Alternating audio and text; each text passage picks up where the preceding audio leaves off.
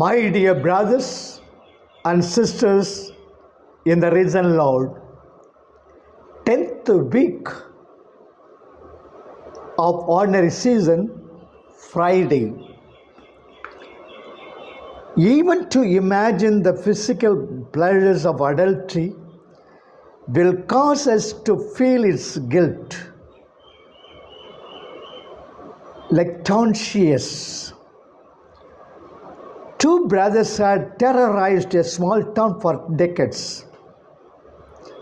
They were unfaithful to their wives, abusive of their children, and dishonest in business. Then the younger brother died of a massive heart attack.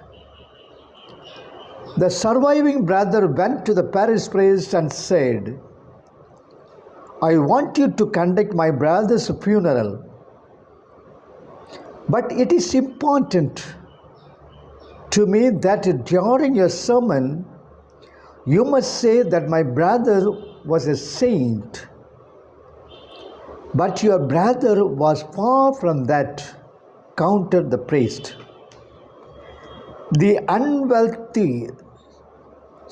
wealthy brother pulled out rupees 50,000 and gave it to the priest and said, "Look, I will donate this money to the church. All I want is that you mention in the sermon that my brother was a saint."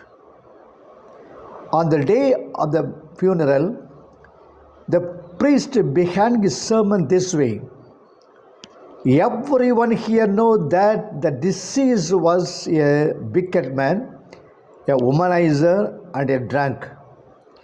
He terrorized his employees and cheated people in his business. Then he passed. But as evil and adulterous this man was, compared to his older brother, he was a saint." In today's gospel, Jesus not only spoke against adultery, but also adultery at heart. Let us note. 1. Jesus condemned adultery at heart. More than dealing with the effects, Jesus mostly targeted the cause of any evil. Adultery and fornication are clearly condemned in the Old Testament, but Jesus went a little further and condemned even adulterous desires and looks. All sins of the flesh have their origin in the heart.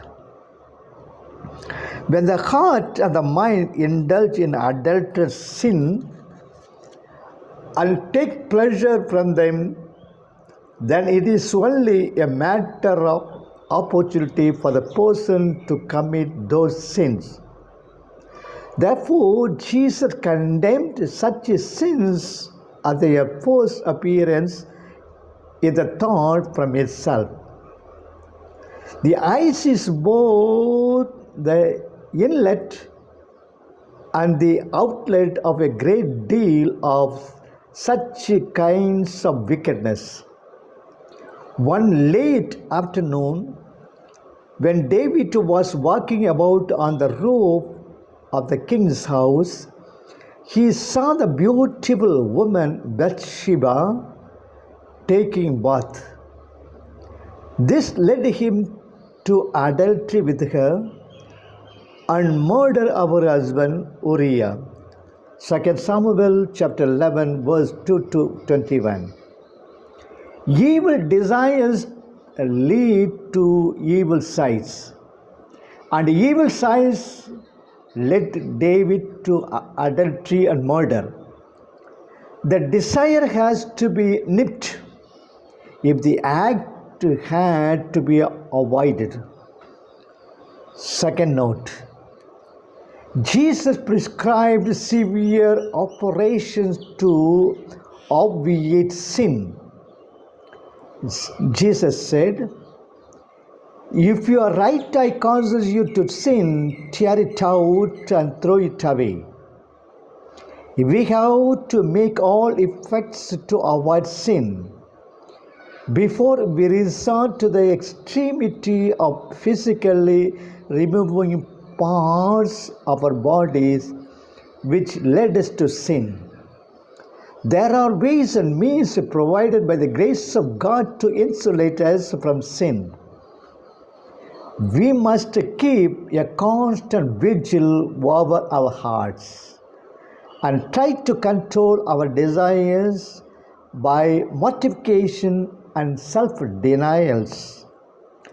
Despite every effort on our part, if we still fail to persevere ourselves from sin, it is better to pluck our eyes and cut off our hands by which we are led into sin.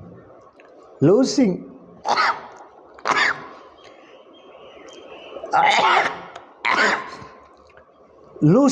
a part of ourselves is better than losing our souls completely.